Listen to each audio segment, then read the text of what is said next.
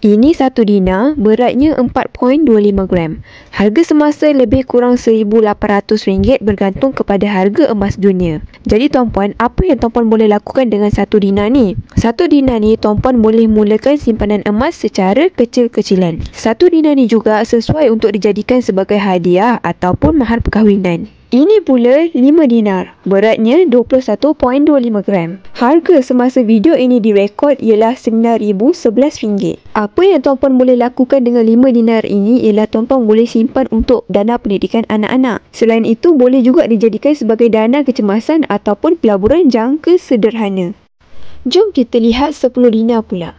10 dinar ini beratnya ialah 42.5 gram. Harga semasa bagi 10 dinar ini ialah RM18,023. 10 dinar ini tuan-puan boleh jadikan simpanan untuk persediaan haji ataupun umrah. Ia sangat sesuai untuk simpanan jangka masa panjang. Pilihlah dinar emas mengikut matlamat keuangan tuan-puan. Tuan-puan boleh mulakan simpanan emas hari ini dengan serendah RM100. Follow saya untuk lebih banyak tips pelaburan emas bersama Public Gold.